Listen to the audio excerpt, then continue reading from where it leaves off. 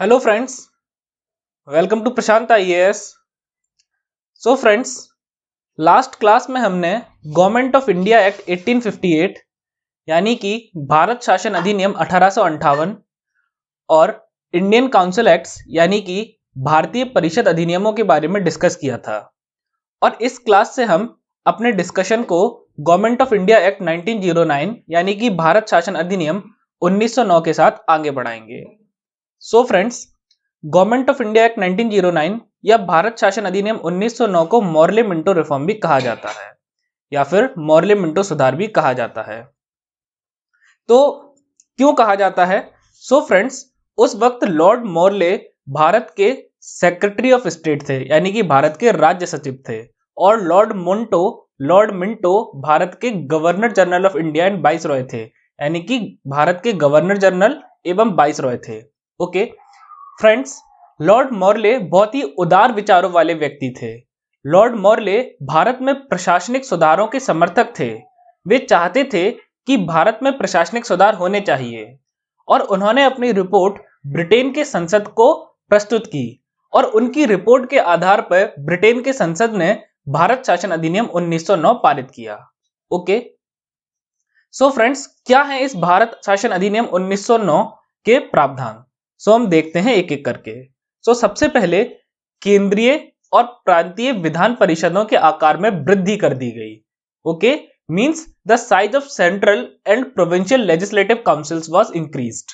तो क्या मतलब है इस बात का? सो फ्रेंड्स, इस बात का यह मतलब है कि जितने सदस्य पहले होते थे केंद्रीय और प्रांतीय विधान परिषदों में, अब और अधिक सदस्य उसमें जोड़ दिए गए। ओके सो केंद्रीय और प्रांतीय विधान परिषदों में और अधिक सदस्य जोड़ दिए गए।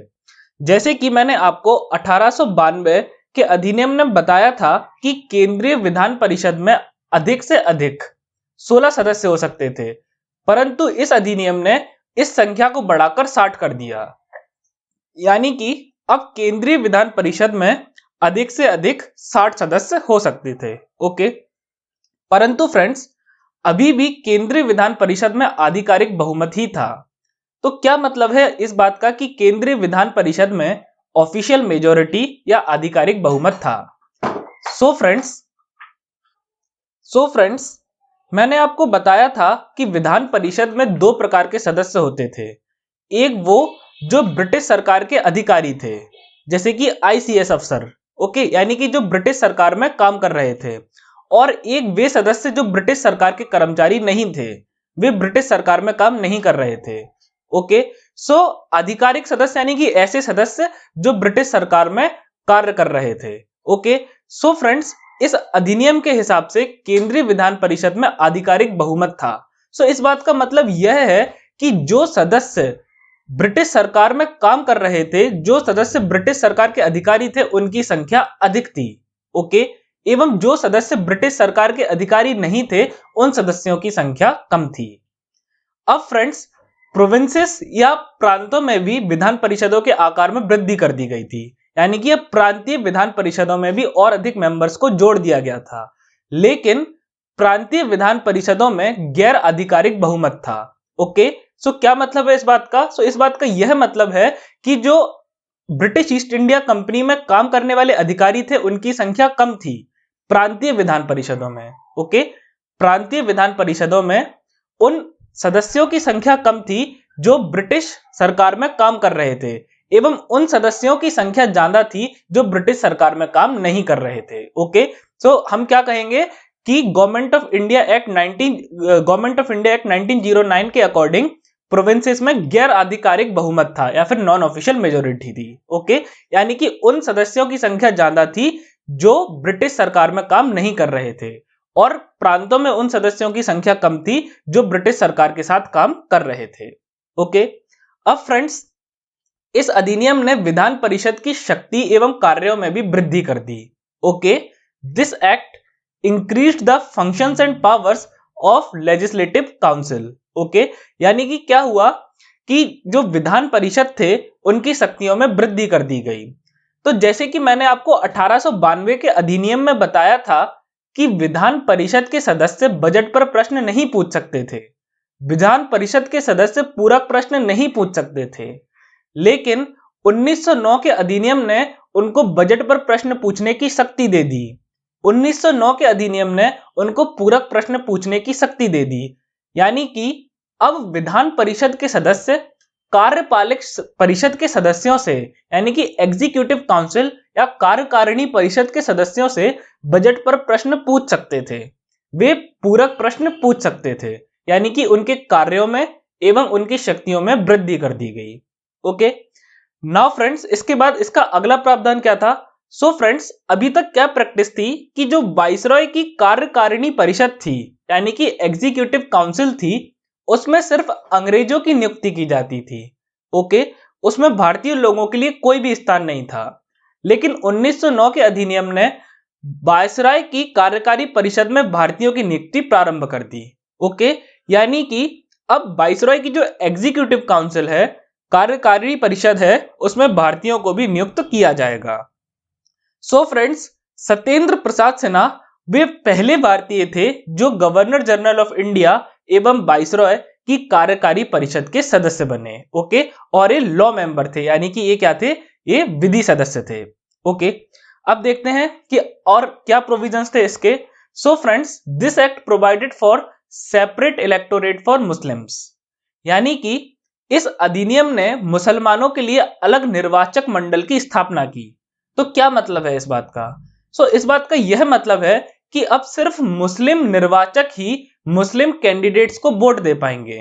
ओके, यानी कि अब सिर्फ और सिर्फ मुस्लिम जनता ही, ओके, सिर्फ और सिर्फ मुस्लिम जनता ही मुस्लिम कैंडिडेट्स को, मुस्लिम प्रत्याशियों को वोट दे पाएंगे। ओके, जैसे कि फ्रेंड्स, हमारे यहाँ जब लोकसभा के चुनाव होते हैं जो कि 2019 में हुए थे, तो उसमें जब कोई प्रत्याशी लोकसभा की सीट के लिए खड़ा होता है तो उसको हर धर्म के, हर जाति के, हर संप्रदाय के लोग वोट दे सकते हैं। ओके, लेकिन 1909 के एक्ट ने क्या किया? 1909 के एक्ट ने यह प्रावधान कर दिया कि अब जो विधान परिषद के लिए उम्मीदवार खड़े होंगे, जो विधान परिषद के लिए जो मुसलमान उम्मीदवार खड़े होंगे, उनको सिर्फ और सिर्फ मुसलमान निर्वाचक ही वोट दे सकेंगे। यानी कि मुसलमान उम्मीदवारों को सिर्फ और सिर्फ मुसलमान जनता ही वोट दे सकेगी। यानी कि अब हिंदू, क्रिश्चियन, सिख, ईसाई, इन सबको यह इजाजत नहीं थी कि वे मुसलमान प्रत्याशियों को वोट दे सकें। ओके, और यहीं से फ्रेंड्स सांप्रदायिक प्रतिनिधित्व की प्रथा, सांप्रदायिक प्रतिनिधित्व या सांप्रदायिक चुनाव की प्रथा भारत में शुरू कर दी गई। ओके, और इसी कारण से लॉर्ड मिंटो को सांप्रदायिक प्रतिनिधित्व या सांप्रदायिक चुनाव का पिता कहा जाता है। अब फ्रेंड्स, यह क्या था एक्चुअल में? यह अंग्रेजों की फूट डालो और राज करो नीति थी, यानी कि डिवाइड एंड रूल पॉलिसी थी। क्यों? क्योंकि वे मुसलमानों को अपने फेवर में लेना चाहते थे। वे मुसलमानों और हिंदुओं को आपस में लड़ाना चाहते थे और उन दोनों की लड़ाई का स्वयं मजा लेकर वो खुद अपना फायदा देखना चाहते थे। तो यह एक्चुअल में इस प्रावधान को इसलिए इस एक्ट में डाला गया था क्योंकि यह अंग्रेजों की फूट डालो और राज करो की नीति का हिस्सा था। वे हिंदू मुसलमानों को लड़ा के अपने राज को भारत में पक्का करना चाहते थे। ओके, अब फ्रेंड्स, इस एक्ट में यह भी प्रावधान था कि presidency corporation, chamber of commerce, जमींदार और विश्वविद्यालयों के लिए अलग से प्रतिनिधित्व। तो क्या मतलब है इस बात का? सो फ्रेंड्स, मान के चलिए जैसे कि एक विश्वविद्यालय है, तो उस विश्वविद्यालय में या उस यूनिवर्सिटी में बहुत सारे सदस्य होते हैं। तो अब इन सदस्यों को यह अधिकार प्राप्त था कि यह अपने में से कुछ व्यक्तियों को चुनकर विधान परिषद में भेज सकें। ओके, और ये व्यक्ति क्या करेंगे? यह व्यक्ति पूरे के पूरे विश्वविद्यालय का विधान परिषद में प्रतिनिधित्व करेंगे, रिप्रेजेंटेशन करेंगे। ओके, और सिमिलरली इसी प्रकार से सेम अधिकार presidency corporation, chamber of commerce और जमींदारों को भी प्राप्त था। यानी कि बहुत सारे जमींदार मिलके कुछ जमींदारों को विधान परिषद में भेज सकते थे ताकि वे जमींदार सभी जमींदारों का प्रतिनिधित्व करें। ओके, सो फ्रेंड्स, उसके बाद आता है भारत शासन अधिनियम 1919 या फिर गवर्नमेंट ऑफ इंडिया एक्ट 1919। सो क्या थे इस गवर्नमेंट ऑफ इंडिया एक्ट 1919 के प्रोविजंस? सो फ्रेंड्स, सबसे पहले तो इस एक्ट को मॉन्टेगू क्लेम्सफोर्ड रिफॉर्म कहा जाता था या फिर मॉन्टेगू क्लेम्सफोर्ड सुधार कहा जाता था। ओके, सो क्यों कहा जाता था? क्योंकि उस वक्त लॉर्ड मॉन्टेगू भारत के राज्य सचिव थे, यानी कि secretary of state for India थे, और लॉर्ड क्लेम्सफोर्ड भारत के गवर्नर जनरल ऑफ इंडिया एवं वाइसरॉय थे। ओके, और इन्हीं की रिकमेंडेशन पर ब्रिटेन की संसद ने भारत शासन अधिनियम 1919 को पारित किया था, इसलिए इस अधिनियम को मॉन्टेगू क्लेम्सफोर्ड रिफॉर्म के नाम से भी जाना जाता है। अब तो फ्रेंड्स, क्या थे इसके प्रावधान? तो सबसे पहले विधि निर्माण के लिए केंद्रीय और प्रांतीय विषयों को अलग अलग कर दिया गया, यानी कि it separated the central and provincial subjects for legislation. तो क्या मतलब है इस बात का?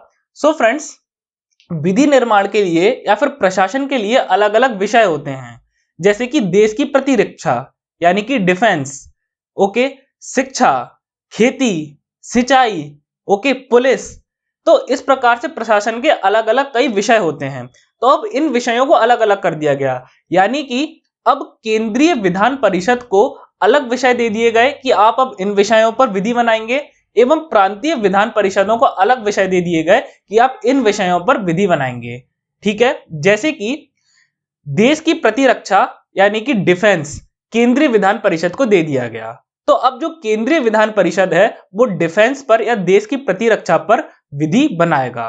ओके, यानी कि जैसे कि युद्ध से संबंधित विधि, संधियों से संबंधित विधि, ओके, दूसरे देशों या दूसरे राज्यों के साथ अलायंसेस बनाना यानी कि गठबंधन बनाना। ओके, सो डिफेंस या देश की प्रतिरक्षा से संबंधित अब सभी विधि बनाने के अधिकार किसको दे दिए गए थे? केंद्रीय विधान परिषद को दे दिए गए थे। और बिल्कुल उसी ओके, और फ्रेंड्स, जो केंद्रीय विधान परिषद को विषय दिए गए थे, वे विषय संपूर्ण देश हित के विषय थे, यानी कि वे विषय ऐसे थे जो संपूर्ण देश के हित के लिए थे। जैसे कि देश की प्रतिरक्षा, तो देश की प्रतिरक्षा या डिफेंस एक ऐसा विषय है जो संपूर्ण देश के हित का है। ओके, लेकिन जो प्रांतीय विधान परिषदों को या प्रोविंशियल लेजिस्लेटिव काउंसिल्स को विषय दिए गए थे, वे लोकल इंपॉर्टेंस के थे, यानी कि स्थानीय महत्व के थे। ओके, जैसे कि खेती। अब भारत में क्या है कि अलग अलग जगह पर अलग अलग मौसम रहता है। ओके, अलग अलग जगह पर अलग अलग कंडीशंस हैं, अलग अलग परिस्थितियां हैं। तो उसी हिसाब से प्रांतों को यह शक्ति प्रदान की गई कि वे खेती के लिए अपने अपने कानून बना सकें। सो फ्रेंड्स, चूंकि खेती और सिंचाई स्थानीय महत्व के विषय थे, इसलिए खेती और सिंचाई को किस में रखा गया? प्रांतीय लिस्ट में रखा गया। यानी कि खेती और सिंचाई पर विधि बनाने की शक्ति किसको दे दी गई? प्रांतीय विधान परिषद को दे दी गई। ओके, सो क्या किया इस एक्ट ने? सबसे पहले इस एक्ट ने सबसे पहले यह किया कि विधि बनाने के लिए विषयों को अलग अलग कर दिया। कुछ विषय केंद्रीय विधान परिषद को दे दिए गए कि आप इन विषयों पर विधि बनाएंगे, और ये विषय संपूर्ण देश के महत्व के थे, जैसे कि देश की प्रतिरक्षा या डिफेंस। और कुछ विषय प्रांतीय विधान परिषदों को दे दिए गए कि आप इन विषयों पर विधि बनाएंगे। ओके, और ये जो विषय थे वो स्थानीय महत्व के थे, जैसे कि खेती, सिंचाई। ओके, सो फ्रेंड्स, अब ये जो प्रोविंशियल या फिर प्रांतीय विषय थे, इनको भी फर्दर दो हिस्सों में बांट दिया गया था, ट्रांसफर्ड एवं रिजर्व्ड, यानी कि हस्तांतरित एवं आरक्षित। ओके, सो फ्रेंड्स, जो हस्तांतरित या ट्रांसफर्ड विषय थे, उनका प्रशासन भारतीय मंत्रियों के हाथों में दे दिया गया था। यानी कि हस्तांतरित विषयों की सारी शक्ति भारतीय मंत्रियों को दे दी गई थी। तो हस्तांतरित विषयों पर प्रशासन कौन करेगा? भारतीय मंत्री करेंगे। ओके, एवं जो आरक्षित विषय थे या फिर रिजर्व्ड सब्जेक्ट्स थे, उनका प्रशासन गवर्नर एवं उसकी कार्यकारी परिषद यानी कि गवर्नर एंड उसकी एग्जीक्यूटिव काउंसिल को दे दिया गया था। यानी कि रिजर्व्ड सब्जेक्ट्स या आरक्षित विषयों की संपूर्ण शक्ति गवर्नर के हाथ में थी। आरक्षित विषयों पर प्रशासन कौन करेगा? आरक्षित विषयों को लागू कौन करेगा? आरक्षित विषयों पर प्रशासन कौन करेगा? गवर्नर एवं उसकी कार्यकारी परिषद। अब फ्रेंड्स, जो भारतीय मंत्री थे वो विधान परिषद के सदस्यों में से ही चुने जाते थे। ओके, तो क्या मतलब है इस बात का? जैसे कि मैंने आपको पिछली कक्षा में समझाया था कि भारत में सरकार कैसे बनती है। तो जैसे कि यदि हम आज का सिस्टम देखें, तो भारत का जो केंद्रीय विधानमंडल है यानी कि सेंट्रल लेजिस्लेटिव काउंसिल है, सेंट्रल लेजिस्लेचर है, उसके दो सदन हैं, लोकसभा एवं राज्यसभा। तो भारत में सरकार कैसे चुनी जाती है कि लोकसभा एवं राज्यसभा के कुछ सदस्यों में से ही, लोकसभा एवं राज्यसभा के सदस्यों में से ही कुछ सदस्यों को चुन लिया जाता है और उनको मंत्री बना दिया जाता है। ओके, सो लोकसभा एवं राज्यसभा के सदस्यों में से कुछ व्यक्तियों को चुन लिया जाता है एवं उनको मंत्री बना दिया जाता है। ओके, सो फ्रेंड्स, बिल्कुल उसी प्रकार यहां पर भी वही सिस्टम अप्लाई किया गया था कि जो विधान परिषद के सदस्य थे उन्हीं में से कुछ सदस्यों को चुनकर मंत्री बना दिया जाता था। ओके, अब फ्रेंड्स, ये जो मंत्री थे वे विधान परिषद के सदस्य थे और चूंकि वे विधान परिषद के सदस्य थे इसलिए वे विधान परिषद के प्रति जिम्मेदार थे या विधान परिषद के प्रति उत्तरदायी थे। तो क्या मतलब है इस बात का? तो इस बात का यह मतलब है कि विधान परिषद को उनसे प्रश्न पूछने की शक्ति थी, विधान परिषद उनको दंडित कर सकता था और ये मंत्रियों की यह जिम्मेदारी थी कि वे विधान परिषद के प्रश्नों का उत्तर दें। ओके, और फ्रेंड्स, चूंकि यह विधान परिषद के सदस्यों को कौन चुनता था? प्रांत की जनता चुनती थी, प्रांत के लोग चुनते थे। तो यह विधान परिषद किसके प्रति उत्तरदायी थी? लोगों के प्रति उत्तरदायी थी। तो हम इनडायरेक्ट रूप से, इनडायरेक्ट तौर पे यह कह सकते हैं कि ये जो भारतीय मंत्री थे वो प्रांत की जनता के प्रति उत्तरदायी थे। ओके, अब फ्रेंड्स, क्या किया गया कि जितने भी इंपॉर्टेंट सब्जेक्ट थे या महत्वपूर्ण विषय थे वो सब आरक्षित सूची में रख दिए गए, यानी कि रिजर्व्ड लिस्ट में रख दिए गए। एवं जितने भी गौण विषय थे, यानी कि जो विषय ज्यादा इंपॉर्टेंट नहीं थे, जिनका इंपॉर्टेंस इतना ज्यादा नहीं था, जो ज्यादा महत्वपूर्ण नहीं थे, उनको हस्तांतरित सूची में रख दिया गया। ओके, और उसके अलावा फ्रेंड्स क्या किया गया कि हस्तांतरित सूची में ऐसे विषयों को रखा गया जो आरक्षित सूची के विषयों पर निर्भर थे। ओके, हस्तांतरित सूची में ऐसे विषयों को रखा गया जो आरक्षित सूची के विषयों पर निर्भर थे, जैसे कि हस्तांतरित सूची में रखी गई खेती, ओके, और आरक्षित सूची में रखी गई सिंचाई। तो फ्रेंड्स, अब आप कितनी भी अच्छा कानून बनाएं, कितनी भी अच्छी पॉलिसी बनाएं खेती पर, लेकिन जब तक वक्त पर सिंचाई नहीं मिलेगी तब तक खेती सफल नहीं हो सकती। ओके, और अब चूंकि गवर्नर और कार्यकारी परिषद का मकसद यही था कि वो इन भारतीय मंत्रियों को नाकाम कर दें, वो यह प्रूफ कर दें, यह सिद्ध कर दें कि भारतीय लोगों में प्रशासन की काबिलियत है ही नहीं, तो वे जानबूझकर सिंचाई नहीं देंगे समय पर। ओके, और जब खेती बिगड़ेगी तो ब्लेम किसको किया जाएगा? भारतीय मंत्रियों को ब्लेम किया जाएगा। क्यों? क्योंकि खेती का विषय किसके पास था? आपके पास था। ओके, तो इसे भी आप यह मान सकते हैं कि अंग्रेजों की एक टाइप से साजिश थी, लेकिन उन्होंने इस द्वैत शासन प्रणाली, ओके, इसको हम द्वैत शासन या डायरकी कहते हैं। द्वैत शासन क्यों? क्योंकि कुछ विषयों पर शासन कौन कर रहे हैं? भारतीय मंत्री, और कुछ विषयों पर शासन कौन कर रहे हैं? गवर्नर, यानी कि एक तरह से दो सरकारें हैं, तो इसे हम कहते हैं द्वैत शासन। तो वास्तव में यह द्वैत शासन अंग्रेजों की चाल थी कि वह यह सिद्ध कर सके कि भारतीय लोगों को प्रशासन करना नहीं आता, लेकिन उन्होंने इस द्वैत शासन के लिए यह बहाना बनाया कि इस प्रकार से हम आपको प्रशासन की ट्रेनिंग देंगे। ओके, सो ट्रेनिंग का बहाना मार के वो क्या करना चाहते थे? यह सिद्ध करना चाहते थे कि भारतीय लोगों को प्रशासन करना नहीं आता। अब फ्रेंड्स, इसका अगला प्रावधान क्या था? सो फ्रेंड्स, इस एक्ट ने केंद्र में द्विसदनीय विधायिका को स्थापित किया। ओके, यानी कि बाई चैम्बरल लेजिस्लेचर को एस्टेब्लिश किया। अब क्या मतलब है इस बात का? सो फ्रेंड्स, अभी तक क्या होता था कि अभी तक केंद्रीय विधान परिषद का केवल एक सदन था, लेकिन 1919 के एक्ट के बाद केंद्रीय विधान परिषद के दो सदन बना दिए गए। जैसे कि आज हमारे केंद्रीय विधायिका के दो सदन होते हैं, लोकसभा एवं राज्यसभा।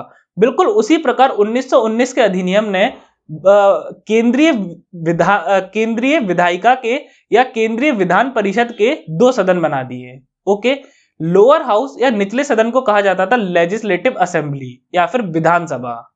ओके, लोअर हाउस या फिर निचले सदन को क्या कहा जाता था? विधानसभा। और अपर हाउस को क्या कहा जाता था? काउंसिल ऑफ स्टेट या फिर राज्य परिषद। सो इस एक्ट ने केंद्रीय विधान परिषद के दो सदन बना दिए, विधानसभा एवं राज्य परिषद या फिर legislative assembly and legislative council, sorry, legislative assembly एवं काउंसिल ऑफ स्टेट, विधानसभा एवं राज्य परिषद। अब फ्रेंड्स, ये जो दोनों सदन थे इसके अधिकांश सदस्यों को प्रत्यक्ष चुनाव द्वारा चुना जाता था, यानी कि अब देश में प्रत्यक्ष चुनाव प्रारंभ हो चुके थे। ओके, और ये जो दोनों सदन से केंद्रीय विधान परिषद के इन दोनों सदनों के अधिकांश सदस्यों को, ज्यादातर सदस्यों को प्रत्यक्ष चुनाव द्वारा लोग चुनते थे। ओके, लेकिन फ्रेंड्स, प्रॉब्लम क्या थी कि जो राइट टू वोट था या फिर वोट देने का अधिकार था वो बहुत कम लोगों को प्राप्त था। ओके, वो कैसे लोगों को प्राप्त था? जिनके पास बहुत भारी संपत्ति हो, बहुत जमीन जायदाद हो, बहुत पैसा हो, या फिर वो लोग जो सरकार को बहुत ज्यादा टैक्स पे करते हों, यानी कि सरकार को बहुत भारी कर देते हों। उसके अलावा ऐसे लोग जिनकी शिक्षा बहुत अच्छी है, मतलब जिनका एजुकेशनल बैकग्राउंड जो है, यानी कि जिन्होंने बहुत अच्छी शिक्षा प्राप्त की हुई है। ओके, सो इस हिसाब से जो राइट टू वोट था या मत देने का अधिकार था, वो बहुत कम लोगों को प्राप्त था। ओके, सिर्फ ऐसे लोगों को प्राप्त था जिनके पास संपत्ति हो, जो सरकार को कर देते हो, या जिन्होंने अच्छी शिक्षा प्राप्त की हो। तो इस हिसाब से भारत की अधिकांश जनता मत देने के अधिकार या राइट टू वोट से वंचित थी। ओके, अब फ्रेंड्स क्या है इसका अगला प्रोविजन? सो फ्रेंड्स, अभी तक क्या प्रथा थी कि जो वाइसरॉय की एग्जीक्यूटिव काउंसिल थी, ओके, वाइसरॉय की जो कार्यकारी परिषद थी, उसमें 6 सदस्य हुआ करते थे, और उस 6 में से ज्यादातर सदस्य जो थे वो अंग्रेज हुआ करते थे। ओके, ज्यादातर सदस्य जो थे वो अंग्रेज हुआ करते थे। ओके, लेकिन फ्रेंड्स इस एक्ट ने यह प्रावधान कर दिया कि अब कम से कम 3 भारतीय सदस्यों का इसमें होना अनिवार्य है, यानी कि governor general of India and viceroy की जो कार्यकारी परिषद है, एग्जीक्यूटिव काउंसिल है, उसमें जो टोटल 6 मेंबर्स होते हैं, उसमें से कम 3 मेंबर्स भारतीय होना अनिवार्य है। ओके, अब इसका अगला प्रावधान क्या था? सो फ्रेंड्स, सिखों, भारतीय ईसाइयों, एंग्लो इंडियन और यूरोपीय लोगों के लिए अलग निर्वाचन मंडल बना दिए गए, यानी कि it established separate electorates for Sikhs, Indian Christians, Anglo Indians and Europeans. So क्या मतलब है इस बात का? सो इस बात का यह मतलब है कि अब जो सिख प्रत्याशी हैं, उनको सिर्फ सिख निर्वाचक ही वोट दे पाएंगे, किसी और धर्म के निर्वाचक उनको वोट नहीं दे पाएंगे। ओके, जो भारतीय ईसाई हैं, उनको प्रत्याशी हैं, उनको केवल भारतीय ईसाई निर्वाचक ही वोट दे पाएंगे। जो एंग्लो इंडियन प्रत्याशी हैं, जो चुनाव में खड़े हुए हैं, उनको सिर्फ एंग्लो इंडियन जनता ही वोट दे पाएगी। ओके, सिमिलरली जो यूरोपीय प्रत्याशी हैं, जो चुनाव में खड़े हुए हैं विधान परिषद के लिए, उनको अब कोई और वोट नहीं दे पाएगा। उनको वोट कौन दे पाएंगे? सिर्फ और सिर्फ जो यूरोपीय जनता है, यानी कि जो यूरोपीय निर्वाचक हैं, वो वोट दे पाएंगे। यानी कि इस अधिनियम ने क्या किया? इस अधिनियम ने सांप्रदायिक प्रतिनिधित्व को और अधिक बढ़ा दिया। यानी कि यहां भी आपको दिख रहा होगा कि अंग्रेजों की फूट डालो और राज करो की नीति ही चल रही थी। अभी तक उन्होंने मुसलमानों को टारगेट किया था, लेकिन अब उन्होंने सिखों को, ईसाइयों को, एंग्लो इंडियंस को, यूरोपियों को, सबको टारगेट कर लिया कि इन सब में फूट डालो और अपन राज करते हैं। उसके बाद फ्रेंड्स, इस अधिनियम ने एक नए पदाधिकारी की नियुक्ति की। ओके, एक नई पोस्ट को बनाया, और इस पदाधिकारी या इस पोस्ट का नाम था हाई कमिश्नर ऑफ इंडिया, या फिर भारतीय उच्च आयुक्त। अब इस भारतीय उच्च आयुक्त का क्या फंक्शन था? सो फ्रेंड्स, क्या हुआ कि सेक्रेटरी ऑफ स्टेट जो था वो पूरे इंडिया का इंचार्ज था, यानी भारत का राज्य सचिव पूरे भारत का इंचार्ज था। तो वो बहुत ज्यादा ओवर बर्डन हो गया था, उस पर बहुत ज्यादा बर्डन पड़ रहा था। तो सेक्रेटरी ऑफ स्टेट या भारत के राज्य सचिव के कुछ फंक्शंस को, कुछ कार्यों को, कुछ शक्तियों को इस भारतीय उच्च आयुक्त को दे दिया गया, और अब उन कुछ फंक्शंस को कौन करेगा? ये हाई कमिश्नर ऑफ इंडिया करेगा। ओके फ्रेंड्स, इसके अलावा इस एक्ट में यह प्रावधान था कि एक पब्लिक सर्विस कमीशन या एक लोक सेवा आयोग की स्थापना की जानी है। लोक सेवा आयोग क्या होता है? जो लोक सेवकों की, यानी कि सिविल सर्वेंट्स की नियुक्ति करता है। जैसे कि भारत में सिविल सर्वेंट्स कौन होते हैं? IAS, IPS. Okay, so friends, बिल्कुल उसी प्रकार से एक केंद्रीय लोक सेवा आयोग की स्थापना 1926 में कर दी गई। और एक केंद्रीय लोक सेवा आयोग क्या करता था? यह सिविल सेवकों की या सिविल सर्वेंट्स की नियुक्ति करता था। जैसे कि आज भारत में यूपीएससी है, यूनियन पब्लिक सर्विस कमीशन, ठीक है, बिल्कुल उसी प्रकार 1926 में सेंट्रल पब्लिक सर्विस कमीशन या फिर केंद्रीय लोक सेवा आयोग का गठन कर दिया गया था। और इसका कार्य क्या था कि यह केंद्र के लिए सिविल सर्वेंट्स को नियुक्त करे। जैसे कि आज यूपीएससी आईएएस आईपीएस अफसर्स को नियुक्त करता है, बिल्कुल उसी प्रकार से इसका कार्य यह था कि आईसीएस ऑफिसर्स की नियुक्ति करे। नाउ फ्रेंड्स, अभी तक क्या प्रथा थी कि केवल एक बजट होता था पूरे देश में, और वह बजट किसके कंट्रोल में होता था? केंद्र के कंट्रोल में होता था। और केंद्र का सबसे बड़ा अधिकारी कौन था? वाइसरॉय, यानी कि पूरे बजट का कंट्रोल किसके पास था? वाइसरॉय के पास। और प्रांतों को पैसे के लिए केंद्र की तरफ देखना पड़ता था। लेकिन अब इस अधिनियम ने क्या किया कि केंद्रीय और प्रांतीय बजटों को अलग अलग कर दिया, यानी कि अब केंद्र का अलग बजट है, प्रांत का अलग बजट है। ओके, केंद्र अपना अलग बजट पास करेंगे, प्रांत अपना अलग बजट पास करेंगे, और प्रांतों के बजट का जो अधिकारी था, जो इंचार्ज था, वो कौन था? प्रांत का गवर्नर। ओके, यानी कि अब प्रांतों की शक्ति बढ़ा दी गई कि अब प्रांतों के पास अपने मनी रिसोर्सेस हैं, पैसे के अपने संसाधन हैं, उनके पास अपना खुद का बजट है। ओके, अब फ्रेंड्स इस अधिनियम ने एक आयोग के गठन का प्रावधान भी किया। Okay, so this act provided for the establishment of a statutory commission. तो इस आयोग का गठन क्यों किया गया और इसका कार्य क्या था? सो फ्रेंड्स, इस आयोग का यह कार्य था कि गवर्नमेंट ऑफ इंडिया एक्ट 1919 यानी कि भारत शासन अधिनियम 1919 के लागू होने के 10 वर्षों बाद, गवर्नमेंट ऑफ इंडिया एक्ट 1919 के लागू होने के 10 वर्षों बाद यह इस अधिनियम की समीक्षा करेगा कि यह अधिनियम कितना प्रभावी था, यह अधिनियम कितना सही था। ओके, और इसकी एक पूरी रिपोर्ट किसको देगा? ब्रिटेन की संसद को देगा। ओके, सो फ्रेंड्स, बस यही था गवर्नमेंट ऑफ इंडिया एक्ट 1919। उसके बाद आता है गवर्नमेंट ऑफ इंडिया एक्ट 1935 या फिर भारत शासन अधिनियम 1935। So friends, government of India act 1935 या फिर भारत शासन अधिनियम 1935 अभी तक का सबसे बड़ा और सबसे लंबा अधिनियम था। इस अधिनियम में 321 सेक्शन थे, यानी कि 321 अनुच्छेद थे, और 10 शेड्यूल्स थे, यानी कि 10 अनुसूचियां थी। तो अब आप इस बात का अनुमान स्वयं लगा सकते हैं कि यह अधिनियम कितना लंबा था। उसके अलावा फ्रेंड्स, यह अधिनियम बहुत ज्यादा इंपॉर्टेंट है, यह अधिनियम बहुत ज्यादा महत्वपूर्ण है, क्योंकि भारत के संविधान के अधिकतर प्रावधान, इंडियन कॉन्स्टिट्यूशन के ज्यादातर प्रोविजंस जो हैं, वो भारत शासन अधिनियम 1935 से ही लिए गए हैं। इसलिए यह अधिनियम बहुत ज्यादा महत्वपूर्ण है। सो फ्रेंड्स, क्या थे इस अधिनियम के प्रावधान? तो हम देखते हैं एक एक कर। सो फ्रेंड्स, सबसे पहले इस अधिनियम में यह प्रावधान था कि यह एक अखिल भारतीय संघ बनाया जाना है। Okay, so this act provided for the establishment of a all India federation. Okay, यानी कि इस अधिनियम में एक अखिल भारतीय संघ को बनाए जाने का प्रावधान था। तो फेडरेशन क्या होता है या संघ क्या होता है? तो मैंने आपको पिछली क्लास में भी समझाया था कि संघ मींस एक ऐसा सिस्टम जहां पे सरकार की दो लेवल्स हों, एक सरकार केंद्र पर हो और एक सरकार राज्यों पर हो।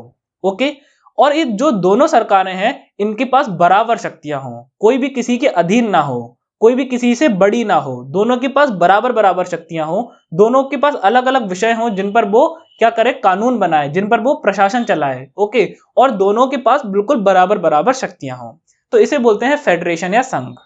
ओके, अब फ्रेंड्स, इस अधिनियम ने यह प्रावधान किया कि एक अखिल भारतीय संघ बनाया जाना है या फिर एक ऑल इंडिया फेडरेशन बनाया जाना है। और इस अखिल भारतीय संघ की इकाइयां या यूनिट्स किनको बनना था? तो जितने भी ब्रिटिश भारतीय प्रांत थे, जैसे कि बंगाल, बंबई, मद्रास, आगरा, तो जितने भी ब्रिटिश भारतीय प्रांत थे और जितनी भी देसी रियासतें थीं, जैसे कि हैदराबाद, कश्मीर, इन सबको इस संघ की इकाइयां बनना था। ओके, तो क्या मतलब है इस बात का? तो इस बात का यह मतलब है कि एक सरकार जो है वो संपूर्ण भारत के ऊपर होगी और इन इकाइयों के ऊपर एक एक सरकार होगी, जैसे कि बंगाल की अलग सरकार होगी, बंबई की अलग सरकार होगी, हैदराबाद की अलग सरकार होगी, कश्मीर की अलग सरकार होगी।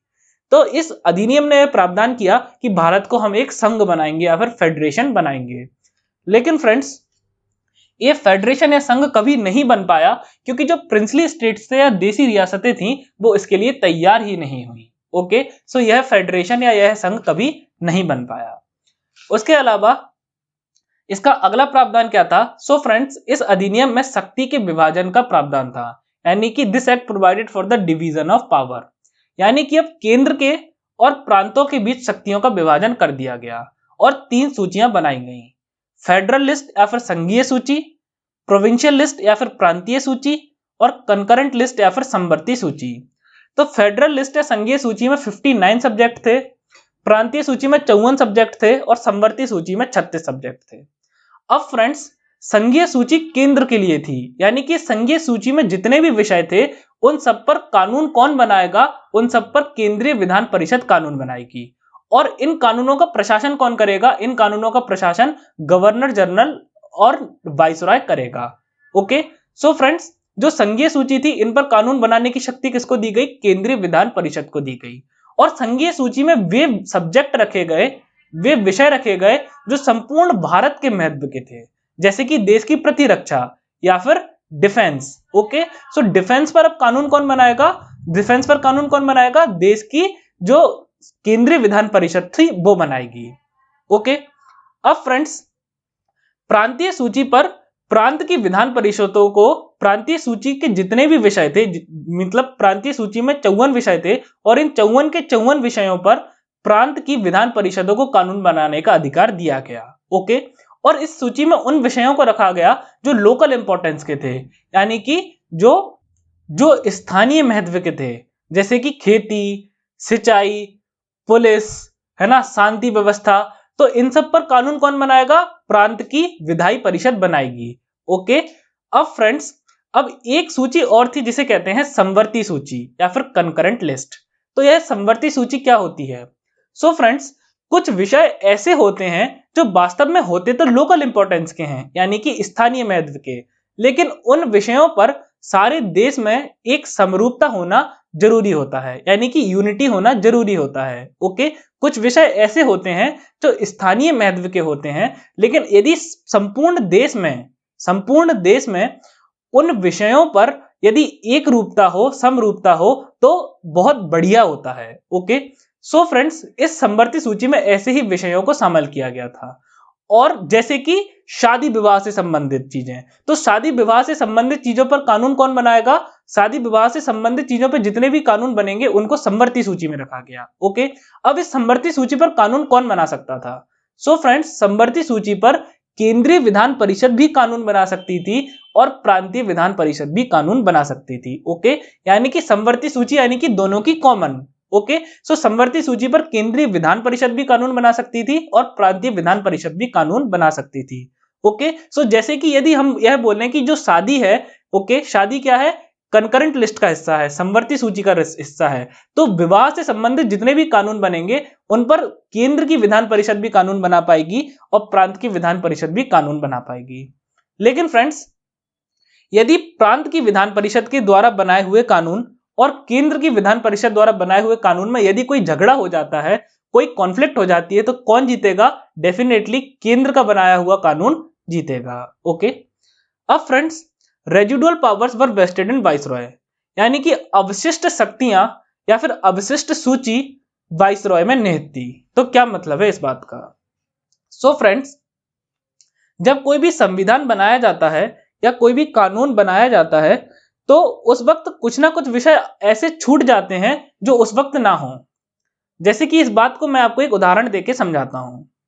जैसे जब भारत का संविधान बनाया गया तो उस समय ना तो कंप्यूटर थे, ना इंटरनेट था, और चूंकि ना कंप्यूटर थे तो ना इंटरनेट था, तो साइबर क्राइम्स भी नहीं थे, यानी कि कंप्यूटर से जुड़े अपराध भी नहीं थे। ओके, सो जो कंप्यूटर से जुड़े अपराध वाली चीज है वो ना तो केंद्र की सूची में डाल पाए, ना राज्यों वाली सूची में डाल पाए, ना समवर्ती सूची में डाल पाए, यानी कि ये चीज बच गई, है ना, ये चीज अवशिष्ट रह गई। तो ये जो बची हुई चीज है इसकी शक्ति किसके पास है? ओके, इसे बोलते हैं अवशिष्ट सूची या फिर अवशिष्ट शक्ति। ओके, सो फ्रेंड्स, जब भारत शासन अधिनियम 1935 बनाया गया उस समय जो विषय थे ही नहीं, ओके, उस समय जो परिस्थितियां थी ही नहीं, जो विषय थे ही नहीं, यदि वो अकस्मात रूप से भविष्य में उत्पन्न हो जाएं, जैसे कि जब भारत शासन अधिनियम 1935 लागू किया गया तो उस वक्त भी कंप्यूटर नहीं थे, इंटरनेट भी नहीं था और ना उनसे जुड़े अपराध थे। लेकिन यदि भविष्य में मान के चलो कंप्यूटर आ जाते, है ना, इंटरनेट आ जाता और उससे जुड़े अपराध भी आ जाते, यानी कि अकस्मात अब इन पर विधि बनाने की आवश्यकता पड़ जाती। ओके, तो इस विषय पर अकस्मात यानी कि एकदम से विधि बनाने की आवश्यकता पड़ जाती। तो अब इस विषय पर विधि कौन बनाएगा? तो इसकी शक्ति वाइसरॉय को दे दी गई, यानी कि अब यह वाइसरॉय की शक्ति थी कि वह डिसाइड करेगा कि अब यह जो अवशिष्ट चीज बची है इस चीज को हम संघीय सूची में डालें या प्रांतीय सूची में डालें या समवर्ती सूची में डालें। ओके, यानी कि गवर्नर अब इस विषय को केंद्रीय विधान परिषद को भी दे सकता है कानून बनाने के लिए, प्रांतीय विधान परिषद को भी दे सकता है कानून बनाने के लिए, या फिर वो समवर्ती सूची में डालकर दोनों को यह शक्ति दे सकता है कि आप दोनों के दोनों इस पर कानून बनाओ। यानी कि जितनी भी अवशिष्ट शक्तियां थी, रेजिडुअल पावर्स थी, वो किसमें निहित थी? वाइसरॉय में निहित थी। अब फ्रेंड्स, अब क्या हुआ कि मैंने आपको पिछले एक्ट में बताया था कि प्रोविंसेस में यानी कि प्रांतों में दोहरी सरकार की स्थापना की गई थी, है ना, मैंने आपको ट्रांसफर्ड और रिजर्व्ड यानी कि हस्तांतरित और आरक्षित विषयों के बारे में बताया था। तो अब इन दोनों ही विषयों को समाप्त कर दिया गया, यानी कि इस दोहरी सरकार को समाप्त कर दिया गया। Okay, so dyarchy was abolished in provinces, यानी कि प्रांतों में दोहरी सरकार को समाप्त कर दिया गया, यानी कि जो हस्तांतरित विषय थे और जो आरक्षित विषय थे उन दोनों को समाप्त कर दिया गया। उसके अलावा क्या किया गया फ्रेंड्स कि ये जितने भी विषय थे, यानी कि प्रांतीय सूची में जितने भी विषय थे, जैसे कि मैंने अभी आपको बताया प्रांतीय सूची में 54 विषय थे, इन सारे विषयों का प्रशासन भारतीय मंत्रियों को सौंप दिया गया। ओके, यानी कि अब गवर्नर की जो कार्यकारी परिषद थी उसके पास एक भी विषय नहीं था। ओके, यानी कि प्रांतीय सूची के जितने भी विषय थे उन सब पर अब प्रशासन कौन करेगा? भारतीय मंत्री करेंगे। ओके, यानी कि प्रांतीय विषयों के प्रशासन की समस्त शक्ति किसको दे दी गई? भारतीय मंत्रियों को दे दी गई। अब फ्रेंड्स, ये जो भारतीय मंत्री थे, अब ये जो भारतीय मंत्री थे ये किसके प्रति उत्तरदायी थे? यह विधान परिषद के प्रति उत्तरदायी थे। ओके, क्यों? क्योंकि विधान परिषद इनको दंड भी दे सकती थी और इनसे प्रश्न भी पूछ सकती थी। और इस जो विधान परिषद के सदस्य थे वो किसके प्रति उत्तरदायी थे? भारत की जनता के प्रति उत्तरदायी थे। ओके, क्यों? क्योंकि इनको चुन के कौन भेजता था? इनको चुन के प्रांत की जनता भेजती थी। यानी कि हम यह कह सकते हैं कि यानी कि इनडायरेक्टली कह सकते हैं कि जो भारतीय मंत्री थे वो प्रांत की जनता के प्रति जिम्मेदार थे, उनके प्रति उत्तरदायी थे। यानी कि हम यह कह सकते हैं कि 1935 के एक्ट ने प्रांतों में एक जिम्मेदार सरकार या फिर एक रिस्पॉन्सिबल गवर्नमेंट की स्थापना की। ओके, अब फ्रेंड्स, जो प्रांतों की कार्यपालिक शक्ति थी, यानी कि जो एग्जीक्यूटिव पावर थी या प्रशासनिक शक्ति थी, वो वास्तव में निहित किस में थी? वो गवर्नर में निहित थी। ओके, सो अब इस सिस्टम को लागू कैसे किया गया? यानी कि इस रिस्पॉन्सिबल गवर्नमेंट या जिम्मेदार सरकार वाले सिस्टम को लागू कैसे किया गया? तो अब यह आवश्यक कर दिया गया या अनिवार्य कर दिया गया कि गवर्नर अब अपने जो भी कार्य करेगा वो भारतीय मंत्रियों के परामर्श से ही करेगा। ओके, यानी कि अब जब भी गवर्नर जो भी कार्य करेगा वो सिर्फ और सिर्फ भारतीय मंत्रियों के परामर्श से ही करेगा। ओके, सो एक्चुअल पावर किसके पास आ गई? भारतीय मंत्रियों के पास पावर आ गई, क्योंकि गवर्नर जो भी करेगा वो भारतीय मंत्रियों के परामर्श से ही करेगा। ओके, लेकिन फ्रेंड्स, गवर्नर को कुछ विशेष शक्तियां भी दी गई थी। ओके, यानी कि कुछ विशेष परिस्थितियों में गवर्नर इन मंत्रियों के परामर्श को मानने से मना भी कर सकता था। यानी कि गवर्नर के पास यह शक्ति थी कि वो कुछ विशेष परिस्थितियों में इन मंत्रियों के परामर्श को मानने से मना कर सकता था और वह अपनी मर्जी से कार्य कर सकता था। यानी कि गवर्नर के पास भी बहुत शक्तियां थी। ओके, यानी कि वो अपनी विशेष शक्तियों का इस्तेमाल करके कभी कभी इन मंत्रियों के परामर्श को मानने से मना भी कर सकता था। ओके, फिर भी हम यही कहेंगे कि अब प्रांतों में एक जिम्मेदार सरकार स्थापित कर दी गई, क्योंकि सामान्यतः क्या होगा? सामान्य अवस्था में राज्यपाल को मंत्रियों की बात माननी पड़ेगी, लेकिन जब कोई अकस्मात स्थिति पैदा हो जाए, कोई इमरजेंसी कंडीशन आ जाए, कुछ विशेष परिस्थिति हो, तो उसमें यह राज्यपाल इन मंत्रियों के परामर्श को मानने से मना भी कर सकता था। ओके, इसके बाद फ्रेंड्स क्या हुआ कि जैसे कि मैंने आपको बताया कि प्रांतों में दोहरी सरकार को खत्म कर दिया गया था, लेकिन अब केंद्र में दोहरी सरकार या डायरकी को इंट्रोड्यूस कर दिया गया, यानी कि केंद्र में दोहरी सरकार की स्थापना कर दी गई। और बिल्कुल उसी प्रकार से अब केंद्रीय जो सूची थी, जो संघीय सूची थी, उसको दो हिस्सों में बांट दिया गया। रिजर्व लिस्ट यानी कि आरक्षित सूची और ट्रांसफर्ड लिस्ट यानी कि हस्तांतरित सूची। और इस हस्तांतरित सूची का प्रशासन की शक्ति किसको दी गई? भारतीय मंत्रियों को दी गई। और आरक्षित सूची के विषयों की प्रशासन की शक्ति किसको दी गई? वाइसरॉय को दी गई और उसकी कार्यकारिणी परिषद को दी गई। ओके, यानी कि इस आरक्षित सूची पर अब प्रशासन कौन करेगा? वाइसरॉय एवं उसकी कार्यकारी परिषद। एवं हस्तांतरित सूची पर प्रशासन कौन करेगा? भारतीय मंत्री करेंगे। और यह भारतीय मंत्री किसके प्रति जिम्मेदार थे? केंद्रीय विधान परिषद के प्रति जिम्मेदार थे। ओके, अब फ्रेंड्स, 6 प्रांतों में द्विसदनीय प्रणाली को प्रारंभ कर दिया गया, यानी कि bicameral system was started in 6 provinces. और कौन कौन से थे ये 6 प्रोविंसेस? बंगाल, बॉम्बे, मद्रास, बिहार, असम और यूनाइटेड प्रोविंस। ओके, यानी कि 6 प्रोविंसेस में क्या किया गया? द्विसदनीय प्रणाली को प्रारंभ कर दिया गया। तो अब क्या होती है द्विसदनीय प्रणाली? तो इसका अर्थ होता है कि जब विधानमंडल के 2 सदन हों, जैसे कि यदि हम आज का सिस्टम देखें तो हमारा जो केंद्रीय विधानमंडल है उसके 2 सदन हैं, लोकसभा एवं राज्यसभा। ओके, और कुछ ऐसे राज्य भी हैं जैसे कि उत्तर प्रदेश, जिनमें 2 सदन होते हैं, जिसके निचले सदन को हम क्या बोलते हैं, लेजिस्लेटिव असेंबली या फिर विधानसभा, और जो ऊपरी सदन होता है उसे हम क्या बोलते हैं, लेजिस्लेटिव काउंसिल या फिर विधान परिषद। ओके, सो बिल्कुल उसी प्रकार क्या किया गया, 1935 के अधिनियम ने 6 प्रांत, बंगाल, बंबई, मद्रास, बिहार, असम और संयुक्त प्रांत की जो विधान परिषद थी उनमें 2 सदनों की स्थापना कर दी गई, और निचले सदन को बोला जाता था विधानसभा और ऊपरी सदन को बोला जाता था विधान परिषद। ओके, अब फ्रेंड्स क्या था इसका अगला प्रावधान। सो फ्रेंड्स, इस अधिनियम ने अनुसूचित जातियों, महिलाओं और श्रमिकों के लिए अलग निर्वाचक मंडल की स्थापना की, यानी कि this act established separate electorate for schedule castes, women and labour. तो क्या मतलब है इस बात का? सो इस बात का यह मतलब है कि अब जो अनुसूचित जाति के प्रत्याशी होंगे उनको सिर्फ और सिर्फ अनुसूचित जाति की जनता या फिर अनुसूचित जाति के जो निर्वाचक होंगे वो वोट दे पाएंगे। महिलाओं को सिर्फ महिलाएं वोट दे पाएंगी, श्रमिकों को सिर्फ श्रमिक वोट दे पाएंगे। यानी कि यहां भी क्या चल रहा है, डिवाइड एंड रूल की पॉलिसी चल रही है कि सब में फूट डालो और राज करो।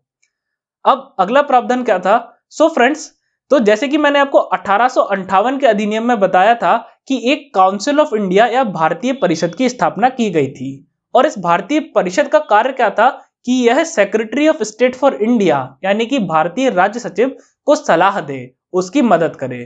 तो अब क्या किया गया, 1935 के अधिनियम में इस बॉडी को समाप्त कर दिया गया, इसको अबॉलिश कर दिया गया, और इसके स्थान पर एक नई बॉडी की स्थापना की गई जिसे टीम ऑफ एडवाइजर्स या फिर सलाहकारों का दल कह सकते हो। ओके, और इस सलाहकारों के दल का काम क्या था? बिल्कुल इस सलाहकारों के दल का काम भी यही था कि यह भारत के राज्य सचिव को सलाह दे, ओके, उनकी मदद करे। यानी कि भारतीय काउंसिल को समाप्त कर दिया गया, भारतीय परिषद को समाप्त कर दिया गया, और भारतीय परिषद की संपूर्ण शक्तियां सलाहकारों की टीम को दे दी गई। इसके बाद फ्रेंड्स, इस एक्ट में एक संघीय लोक सेवा आयोग, प्रांतीय लोक सेवा आयोग और एक संयुक्त लोक सेवा आयोग की स्थापना का प्रावधान था। तो संघीय लोक सेवा आयोग क्या होता है, या फेडरल पीएससी क्या होती है? तो संघीय लोक सेवा आयोग वो होता है जो संघ के लिए या केंद्र के लिए सिविल सर्वेंट्स की नियुक्ति करे। जैसे कि अभी भारत में यूपीएससी है, यूनियन पब्लिक सर्विस कमीशन, जो कि IAS officers, IPS officers, IFS officers, IRS officers, IRTS officers, IAS officers, इन सब की नियुक्ति करती है।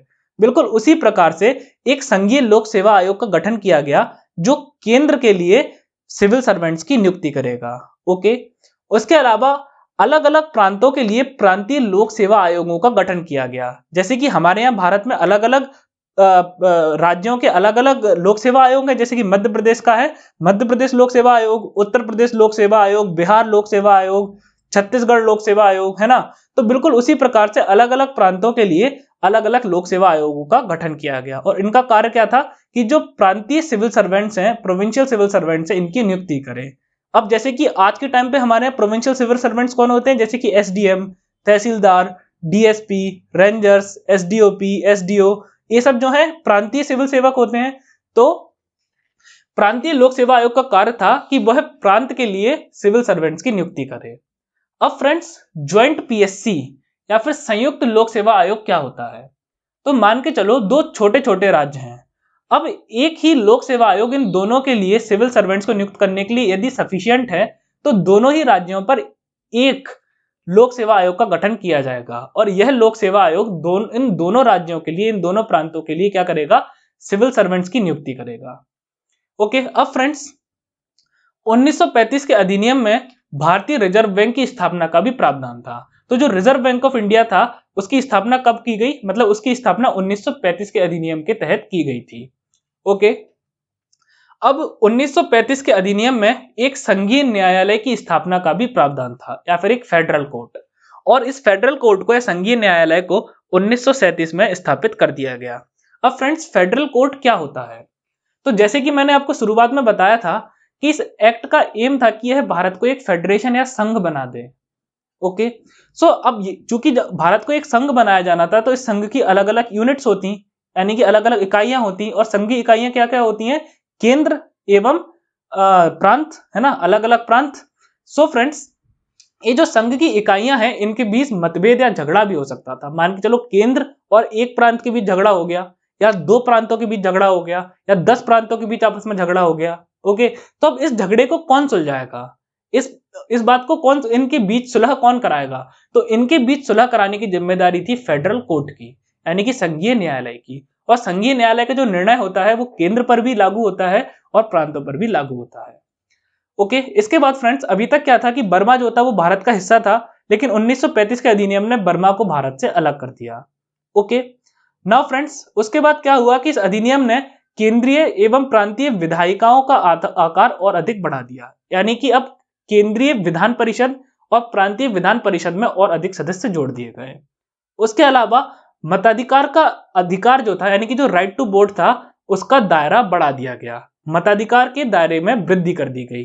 ओके, यानी कि अब और बहुत सारे लोगों को वोट देने का अधिकार दे दिया गया।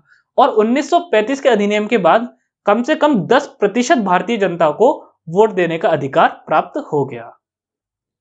सो फ्रेंड्स आज के लिए बस इतना ही। अगली क्लास में हम अपने डिस्कशन को इंडियन इंडिपेंडेंस एक्ट 1947 के साथ आगे बढ़ाएंगे। फ्रेंड्स आपके लिए एक इंपॉर्टेंट अनाउंसमेंट है। जैसे कि मैंने आपसे प्रॉमिस किया था कि मैं आपको इन लेक्चर्स के नोट्स प्रोवाइड करवाऊंगा, तो मैंने डिसाइड किया है कि अब मैं आने वाले मंडे से आप सबको इन लेक्चर्स के नोट्स देना शुरू कर दूंगा। सो फ्रेंड्स मंडे से आपको इन नोट्स की लिंक वीडियो की डिस्क्रिप्शन में मिल जाएगी। ओके, सो मंडे से आप वीडियो के डिस्क्रिप्शन को जरूर चेक करें और वहां पर आपको नोट्स की लिंक मिल जाएगी। ओके फ्रेंड्स, लास्ट में मैं आपसे कहना चाहता हूं कि आप वीडियो को लाइक करें, शेयर करें, कमेंट करें, चैनल को सब्सक्राइब करें। Okay, till then take care of yourself. Thank you.